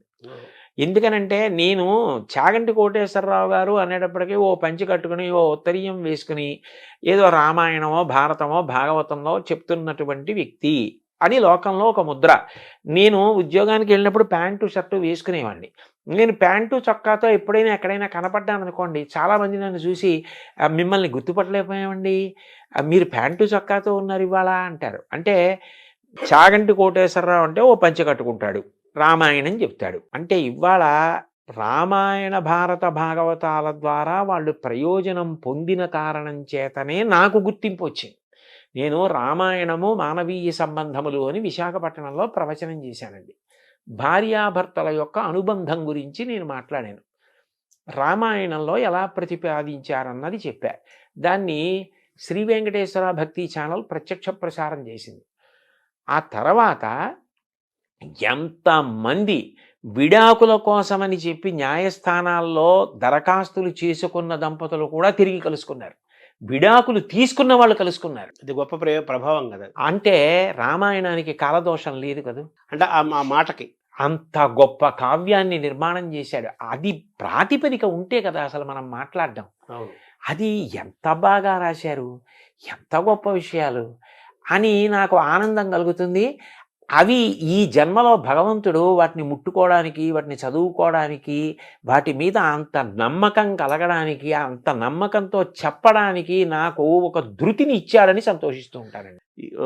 మీరు మీ జీవన విధానం అంతా మీకు తెలిసింది, మీ జీవితం మీకు తెలిసింది. అవును, మీకంటే ఎవరికి ఎక్కువ తెలియదు. అవును. కానీ నేను ఇటువంటి వాతావరణం నుంచి వచ్చిన వాడిని ఈరోజు మంత్రి హోదాతో ఒక పదవి నాకు ఇస్తున్న అనౌన్స్ చేశారు అనగానే రాష్ట్ర ప్రభుత్వం ఏమనిపించింది సార్ ఫస్ట్ ఇది వినగానే? అయితే మీరు వేసిన ప్రశ్న చాలా గంభీరమైన ప్రశ్న వేశారు నన్ను.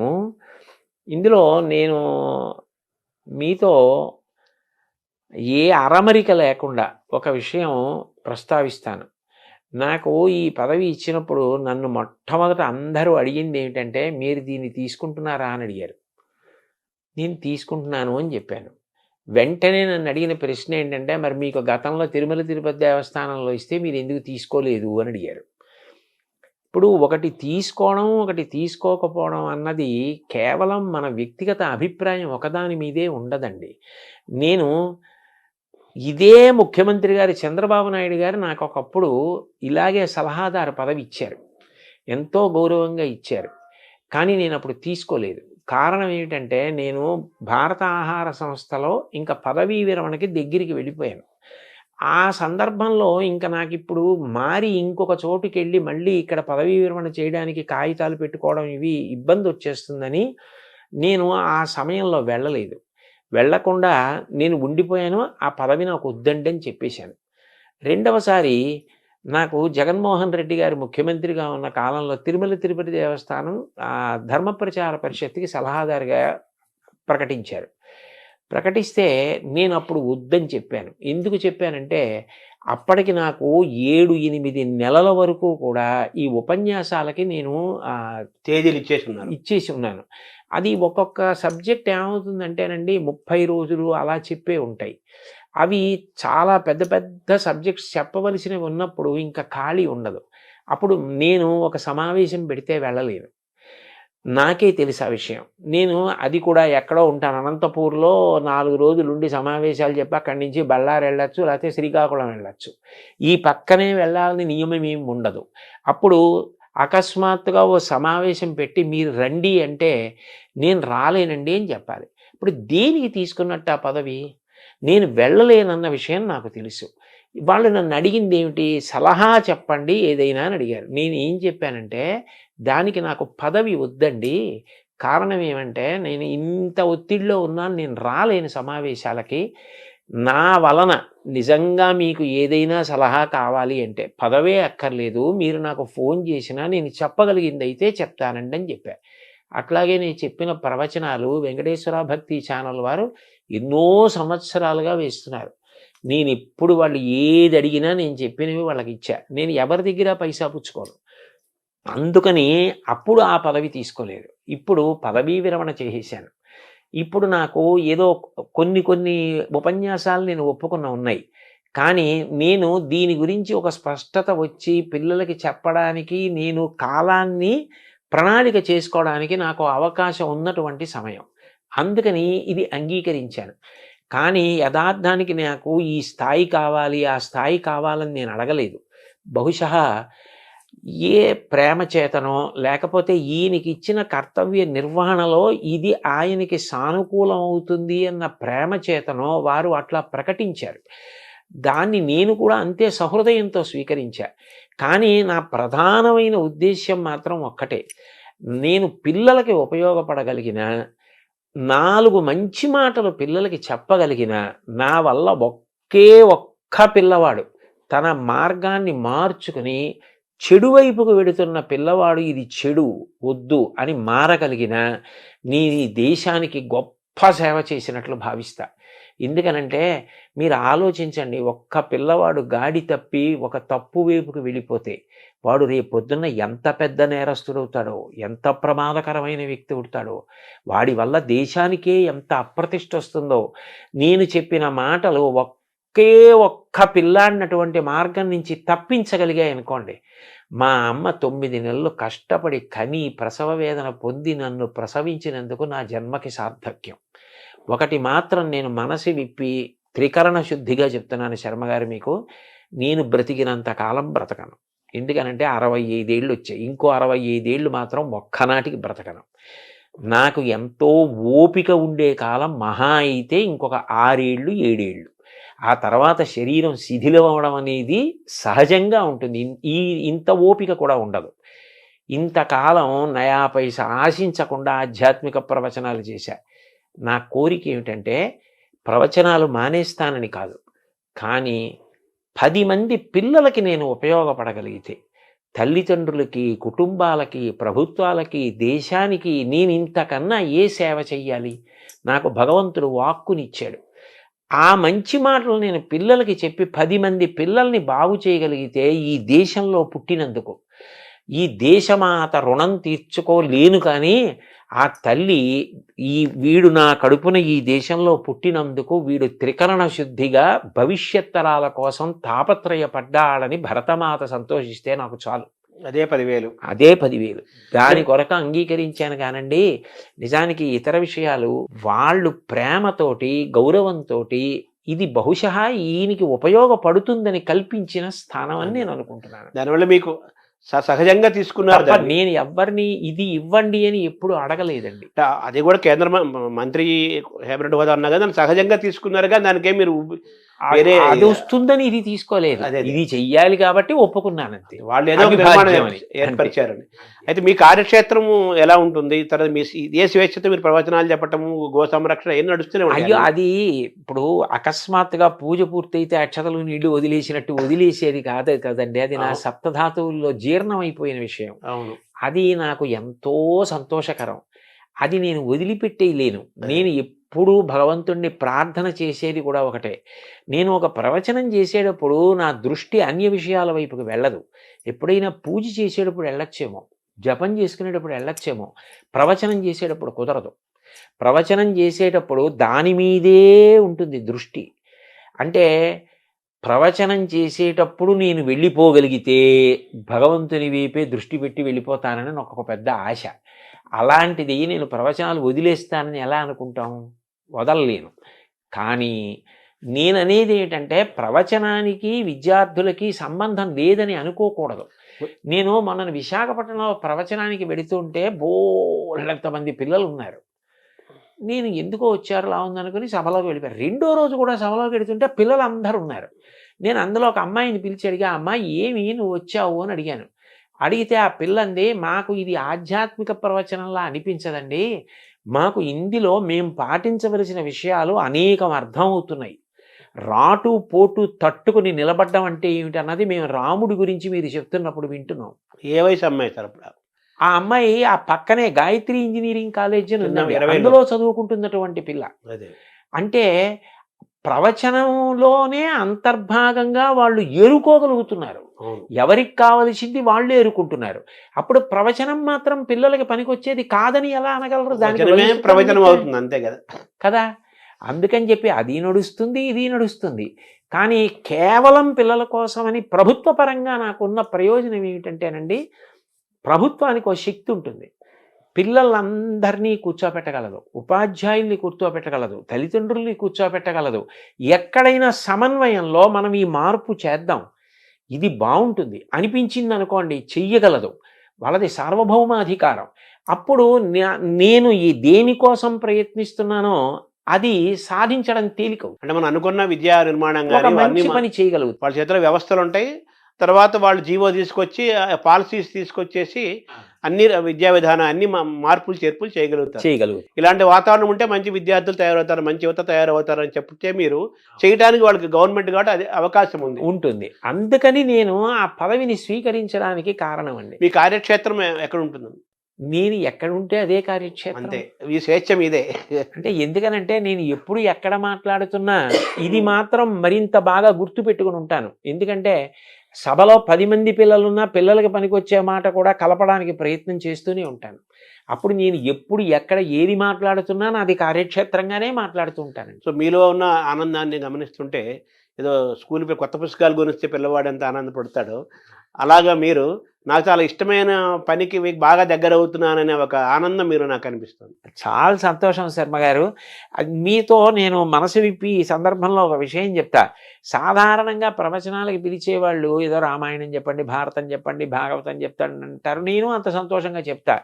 కానీ పిల్లలకి చెప్పడానికి అన్న కోరిక తీరాలని నేను పదవీ విరమణ చేసేసిన తర్వాత ధర్మవర్ధిని అని ఒక సంస్థని పెట్టి నేను ₹1,00,000 ఇచ్చాను ఆ సంస్థకి. ఇచ్చే ఆ సంస్థ పని ఏమిటంటే పిల్లల్ని ఉద్దేశించి మాట్లాడడం. దానికోసం ఒక పుస్తకం కూడా తయారు చేసి శ్రీకాకుళంలో డాక్టర్ హర్షవల్లి గారని నాకు సోదరీ సమానురాలు, ఆవిడ దగ్గర ఆ పుస్తకాన్ని ఆవిష్కరించి పిల్లలకు ఉచితంగా ఇచ్చి వాళ్ళకి శిక్షణా తరగతులు నడిపాం. అంటే ఇవాళ ఇందులోకి వెడుతున్నాననే కాదు, పదవీ విరమణ 2018లో చేసినప్పటి నుంచి నాకు ఈ ఆధ్యాత్మిక ప్రవచనంతో పాటు పిల్లలకి ఏదో చెయ్యాలి, పిల్లలకి మంచి చెప్పాలని ఏదో తాపత్రయం అండి. అందుకని ఇప్పుడు అది నాకు మరింత తేలిక కదూ. అందుకని సంతోషంగా అంగీకరించాను. ఆ సంతోషం మీకు కనపడడం నాకు మరీ నాకు కనిపించింది. చాలా పిల్లగాడికి కొత్త పుస్తకాలు కొంటే ఆ వాసన పుస్తకాలు ఇష్టం. అలాగే మీరు పిల్లలకి ఇంకా దగ్గర అవుతున్నాం. అవునండి, హాయిగా మన స్వేచ్ఛగా చేస్తున్నాం. అవును, ఆధ్యాత్మిక ప్రవచనాలు ఎలాగో ఉంటాయి. మన మనసులో గోరక్షణ, పిల్లల్ని తయారు చేయడం మీకు బాగా ఇష్టమైన అంశాలు ఈ రెండు. అవునండి, ఈ రెండు సాగుతాయి. అవును. మిమ్మల్ని సద్వినియోగం చేయాల్సిన అవసరం అందరికీ ఉంది. మిమ్మల్ని ఎంత సద్వినియోగం చేసుకుంటే అంత మంచిది. అంతే. అంతే. నమస్కారం సార్. చాలా సంతోషం సార్.